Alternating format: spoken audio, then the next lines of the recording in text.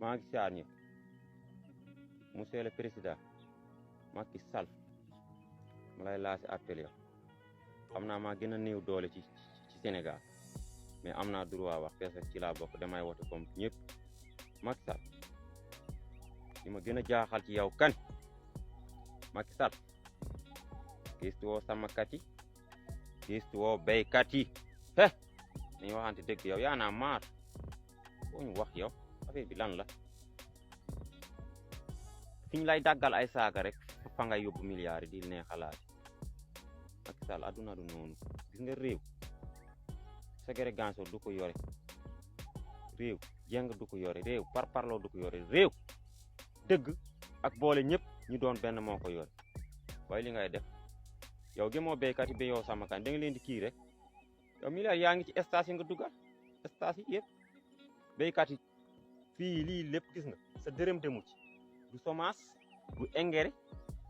gis nga ba fond gis nga parce que Seydina Mohamed parce que maam Cheikh Ahmadou Bamba sa dërëm demu ci kilo 1400 la ñu jëndee ren gerte yow dëgg na lépp seer saaku soble instant nii lépp seer xaw ma da nga xam ne sa ab mandat day jeex moo tax ngay def lii mais jaru ko boreet li ngeen tibb rek dafa war a doy li ngeen buub rawale rek dafa war a doy yéen lan la yéen du ngeen xanaa xamu leen man ragaluma dee ba Seydina Mohamed jiyaat man am na fu may tollu man sama réew moo ma gënal lu mu monti am waaye leen li ngeen di def ku toog nga yàq réew mi defaroo leen dara béykat ak sàmmkat yi ñu ngi bëgg a dee xoolal li imaginer nga bëgg koo tàqaleel sa bopp te yoroo lii nga dem ñu lebal la dërëm demut ba pare ngeen ñëw bëgg ñoo fixel prix yéen di ngeen di jënd bu taxaw sama toolu gerte nga naan ma ay prix mbaa ñii ma dem marché lu ma neex laay jaaye parce que borom Touba ndax ni ma ko amee yombul saa waay